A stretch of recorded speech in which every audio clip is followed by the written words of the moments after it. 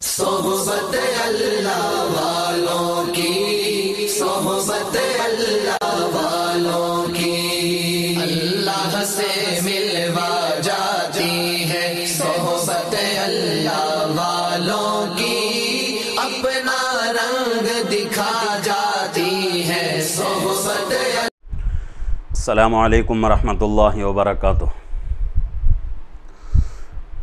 अल्हम्दुलिल्लाहि रब्बिल आलमीन वस्सलातु वस्सलामु अला अशरफिल अंबिया वल मुरसलीन व अला आलिहि व सहबिहि अजमाइन, अम्मा बाद। मोहतरम नाज़रीन, मैं आप हज़रात के सामने अज़ान की फ़जीलत के ताल्लुक़ से कुछ बातें अर्ज़ करने के लिए हाज़िर हुआ हूँ। पिछले वीडियो में अज़ान की मशरूइयत के ताल्लुक़ से कुछ बातें गुज़र चुकी हैं। पूरा वाक़या मैंने नक़ल कर दिया है। हज़रत अब्दुल्लाह इब्न ज़ैद इब्न अब्द रब्बी रज़ियल्लाहु अन्हु का वाक़या, हज़रत उमर रज़ियल्लाहु अन्हु का, हज़रत बिलाल रज़ियल्लाहु अन्हु के ताल्लुक़ से, और इसी तरीक़े से और कुछ सहाबा के ताल्लुक़ से जिन्होंने नमाज के बारे में लोगों को मुजदमे करने के लिए, एक जगह जमा करने के लिए मुख्तलिफ़ राय दी। वो तमाम बातें पिछले वीडियो में गुज़र चुकी हैं। इस वीडियो में मैं आप हज़रात के सामने अज़ान के अजर व सवाब के ताल्लुक़ से और अज़ान सुनकर शैतान की हालत क्या होती है, और इसी तरीक़े से अज़ान का जवाब देना कैसा है, इन बातों के ताल्लुक़ से कुछ बातें मैं आप हज़रात के सामने अर्ज़ करूँगा। सबसे पहली चीज़, अज़ान देने पर क्या अजर व सवाब मिलेगा। यहाँ बताया जा रहा है कि अल्लाह के नबी सल्लल्लाहु अलैहि वसल्लम ने इरशाद फरमाया, मुअज़्ज़िन की आवाज़ जहाँ तक पहुँचती है उतनी ही लंबी चौड़ी उसके लिए मग़फ़िरत का फ़ैसला किया जाता है। यानी मुअज़्ज़िन जब अज़ान देता है, चाहे बग़ैर माइक के दे या माइक में अज़ान दे, जहाँ तक भी उसकी आवाज़ पहुँचती है तो उतनी ज़्यादा उसकी मग़फ़िरत कर दी जाती है। और इसी तरीक़े से जिस तर या खुश्क यानी भीगी और सूखी चीज़ पर यह आवाज़ पहुँचती है, तो हर भीगी और हर सूखी चीज़ उसके लिए, यानी जो अज़ान दे रहा है उसके लिए क़ियामत में खैर पर, भलाई पर, नेकी पर गवाह बनेंगे।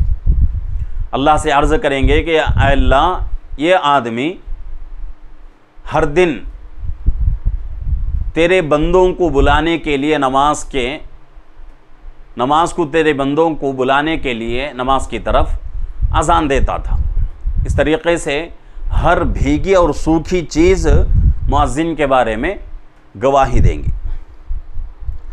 और इसी तरीक़े से और एक रिवायत में आता है, अगर अल्लाह के नबी सल्लल्लाहु अलैहि वसल्लम फरमाते हैं कि अगर तुम्हें अज़ान की फ़जीलत और खैर व बरकत का इल्म हो जाए कि अल्लाह रब्बुल इज़्ज़त अज़ान देने पर क्या सवाब देंगे, कितना सवाब मिलेगा हमको, कितना खैर हमारे हिस्से में आएगा, कितनी नेकियां हमारे हिस्से में आएंगी, तो तुम अज़ान देने के लिए क़ुरान अंदाज़े करने लगोगे। अल्लाह के नबी सल्लल्लाहु अलैहि वसल्लम का फरमान है कि अज़ान के बारे में तुम्हें मालूम हो जाए कि कितना तुम्हें उस पर सवाब दिया जाएगा, कितना खैर तुम्हें मिलेगा, कितनी भलाई तुमको मिलेगी, तो अज़ान देने के लिए तुम लोग क्या करोगे, क़ुरान अंदाज़े करोगे। क़ुरान अंदाज़ी से अज़ान दी जाएगी। और इसी तरीक़े से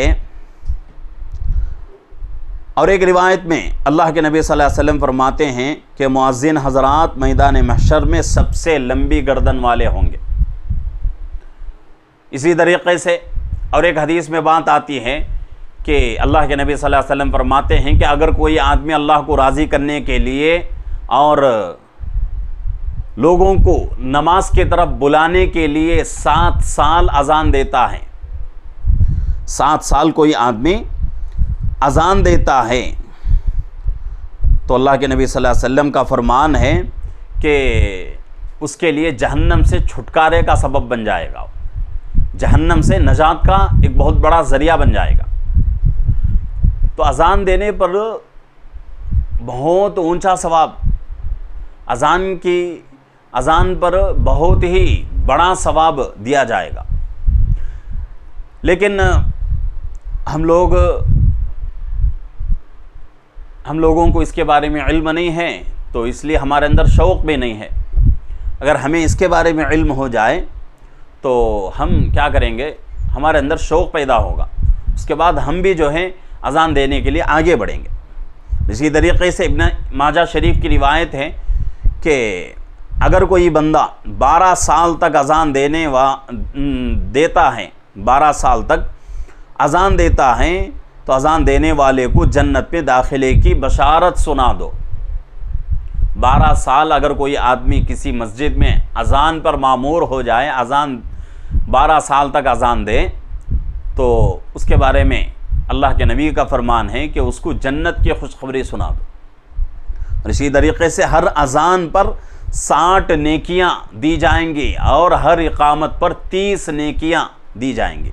अजान पर 60 नेकियां और इकामत पर 30 नेकियां। अजान और इकामत दोनों को मिलाकर कितनी नेकियां हो जाएंगी? 90 नेकियां हो जाएंगी। 90 नेकियां अजान और इकामत पर, एक अजान और एक इकामत पर 90 नेकियां अल्लाह की तरफ से दी जाएंगी।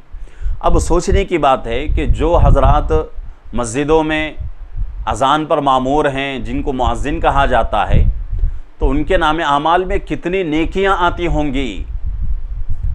अगर सिर्फ अजान और इकामत का जो नेकियां हैं उसका ही हिसाब लगा लिया जाए, एक अजान और एक इकामत का जो सवाब है वो 90 नेकियां हैं। इस तरीके से एक दिन में 5 नमाजें होती हैं, 5 नमाजों में 5 अजानें और 5 इकामत, कितनी नेकियां हो गई? सिर्फ एक दिन के, एक हफ्ते के कितने होंगे, एक महीने के, एक साल के। और जो लोग 10-10 साल, 15-15 साल, 20-20 साल, कितनी मस्जिदें ऐसी हैं जिन मस्जिदों में 20-20 साल एक ही आदमी मुअज्जिन रहता है, कितनी नेकियां उनके नामे आमाल में जमा हो गई होंगी। और यहाँ तो अल्लाह के नबी फरमा रहे हैं कि जो आदमी 7 साल तक अजान देता है उसके लिए जहन्नम से नजात का एक ज़रिया है, वो जहन्नम से छुटकारे का एक सबब है वो। इसी तरीके से जो आदमी 12 साल तक अजान देता है उसके लिए जन्नत की खुशखबरी सुना दो। अल्लाह के नबी सल्लल्लाहु अलैहि वसल्लम के ज़बान मुबारक से निकले हुए अल्फाज हैं। तो मुअज्जिन की कितनी बड़ी कदर है। आज हम लोग मुअज्जिन को क्या समझते हैं? नौकर समझते हैं। हर नमाज पढ़ने वाला जब मस्जिद में आता है तो मुअज्जिन की लोगों के नज़रों में कोई वक़ात नहीं, कोई कदर नहीं, कोई इज़्ज़त नहीं। गोया के मुअज्जिन जो है अपने घर का नौकर है, अपने घर का ग़ुलाम है। इस तरीक़े से मुअज्जिन के साथ आज सुलूक किया जाता है। वल्लाह डरने की ज़रूरत है कि वो आदमी जो मस्जिद के अज़ान देने पर मामूर है, जिसको मुअज्जिन कहा जाता है, उसके नामे आमाल में इतनी नेकियां जमा हो रही हैं और हम लोग उसको नौकर समझें और कमतर समझें, यह हमारी बड़ी बदनसीबी है और बहुत ही बड़ी बदनसीबी है। तो इसलिए कदर करने की ज़रूरत है। और भी बहुत सारी फजीलतें हैं अज़ान पर, अगर बयान करने के लिए बैठा जाए तो वक्त नाकाफ़ी हो जाएगा। तो इसलिए कुछ गिने चुने हदीसों को बयान करके मैं आगे जा रहा हूँ, वरना तो बहुत ही हदीस का बहुत बड़ा ज़ख़ीरा मौजूद है मुअज्जिन के बारे में, अज़ान देने वाले के ताल्लुक़ से। अब आगे बढ़ते हैं कि अज़ान देने पर क्या अजर व सवाब मिलेगा, वो आप हज़रात के सामने बात आ गई। इसी तरीके से अजान की आवाज़ सुनकर शैतान की हालत क्या होती है, इसके बारे में फरमाया जाता है कि जब अजान होती है, अजान की आवाज़ जब शैतान के कानों में पड़ती है तो शैतान इतना घबरा जाता है, इतना डर उसके अंदर पैदा हो जाता है कि वो शैतान क्या करता है, हवा खारिज करते हुए पीछे के रास्ते से हवा निकालते हुए भागना शुरू करता है। और कितनी दूर भागता है, हदीस में बताया गया है कि 30 पर 6 मील भाग जाता है, 30 पर 6 मील दूर भाग जाता है। तकरीबन आजकल के हिसाब से 60 पर 6 किलोमीटर बैठता है। 60 पर 6 किलोमीटर करीब करीब शैतान अजान की आवाज़ सुनकर भाग जाता है। जब अजान हो जाती है तो फिर वहाँ से वापस लौटता है। जब फिर इकामत होती है तो इकामत की आवाज़ सुनकर भी फिर भाग जाता है। इकामत ख़त्म हो गई, फिर आकर लोगों के सफ़ों में खड़ा हो जाता है, नमाजियों को बहकाता रहता है, नमाजियों को सुकून से नमाज पढ़ने नहीं देता। तो ये तमाम शरारतें शैतान करता है। अजान की आवाज़ सुनकर, इकामत की आवाज़ सुनकर उसकी हालत ख़राब हो जाती है और वो कई किलोमीटर दूर भाग जाता है। इसी तरीके से अजान जब दी जाए, तीसरी बात ये, अजान जब दी जाए तो उसका जवाब देना मुसलमान के लिए ज़रूरी है।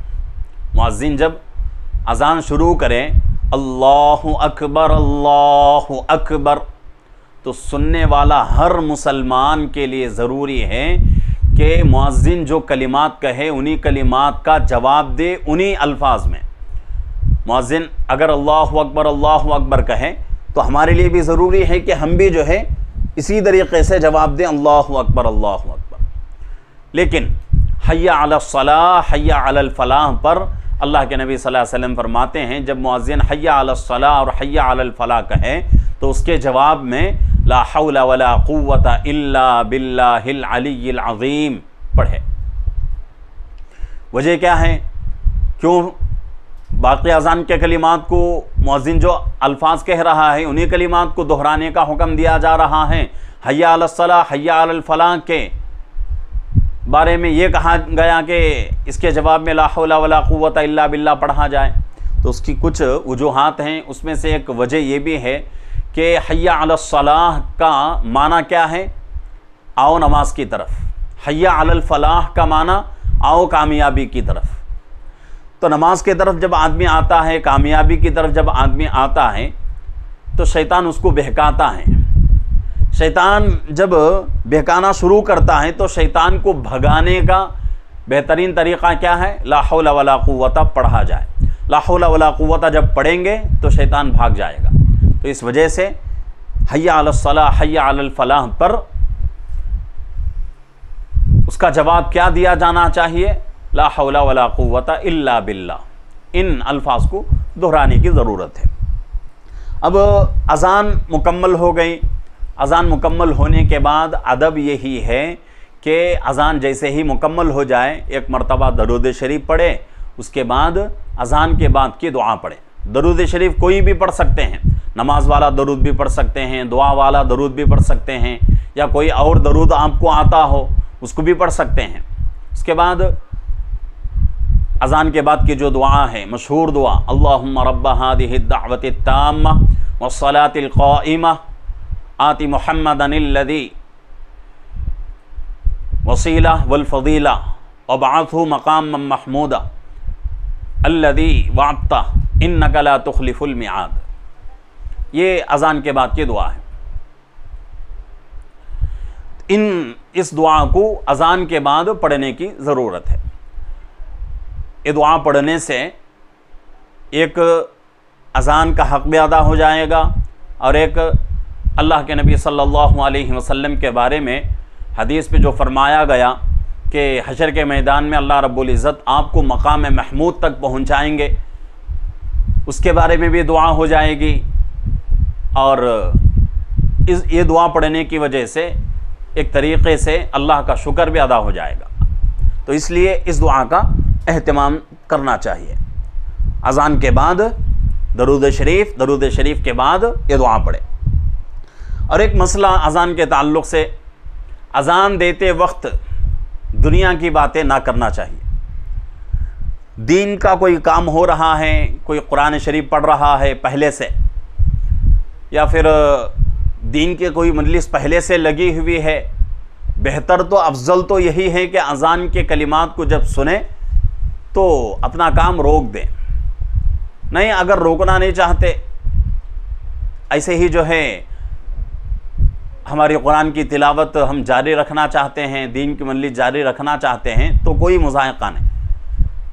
हाँ, मुज़ायक़ा उस वक्त है जबकि उसी वक्त पढ़ना शुरू करे, नहीं अजान के वक्त में नहीं। बहुत पहले से कुरान शरीफ पढ़ रहा था, कुरान शरीफ की तिलावत कर रहा था, अजान का वक्त हो गया, अजान शुरू हो गई, तो बेहतर तो यही है कि अजान के वक्त अपने तमाम कामों को रोक दे। यह अजान का एक मकाम है, अजान का एक मर्तबा है, तो उस मर्तबे का लिहाज करते हुए, उस मकाम का लिहाज करते हुए अपने कामों को रोकना बहुत ही बेहतर है। दुनिया का काम अगर कोई कर रहे हैं तो उसके लिए भी यह हुक्म है, दुनिया की बातें हरगिज़ नहीं करनी चाहिए। बाज़ी किताबों में लिखा हुआ है कि अगर कोई आदमी अजान के वक्त दुनिया की बातें करता रहता है तो मरते वक्त अल्लाह रब्बुल इज़्ज़त उसको कलिमा नसीब नहीं करेंगे। इस वईद से बचने के लिए ज़रूरी है कि अजान के वक्त दुनिया की बातें ना करें, अजान का जवाब दें, अजान का जवाब देना वाजिब है। तो ये ज़रूरी बातें थीं अजान के ताल्लुक़ से, इक़ामत के ताल्लुक़ से। आगे भी इंशाअल्लाह कुछ बातें हमारे सामने आएंगी कि मुअज़्ज़िन किसको बनाना चाहिए, मुअज़्ज़िन की सिफ़ात कैसे होनी चाहिए, ये तमाम बातें इंशाअल्लाह आइंदा वीडियो के अंदर हम आप हज़रात के सामने अर्ज़ करेंगे। तमाम नाज़रीन से गुजारिश है कि हमारे चैनल को लाइक करें, शेयर करें, सब्सक्राइब करें, जितना हो सके हमारे चैनल के साथ जुड़े रहें, दूसरों को भी हमारे चैनल के साथ जोड़ने की कोशिश करें। इंशाअल्लाह इसके ऊपर आपको सवाब मिलेगा और उन लोगों के सवाब में भी कुछ कमी नहीं होगी जो लोग चैनल से जुड़कर दीन की बातें सुन रहे हैं, उन लोगों के सवाब में भी कुछ कमी नहीं होगी, उनको भी सवाब दिया जाएगा, आपको भी इंशाअल्लाह सवाब दिया जाएगा। अल्लाह रब्बुल इज़्ज़त से दुआ है कि अल्लाह रब्बुल इज़्ज़त हम तमाम को इन मसाइल के ज़रिए से अपनी इबादतों को मुकम्मल करने की तौफ़ीक़ अता फ़रमाए। अस्सलामु अलैकुम व रहमतुल्लाहि व बरकातुहू।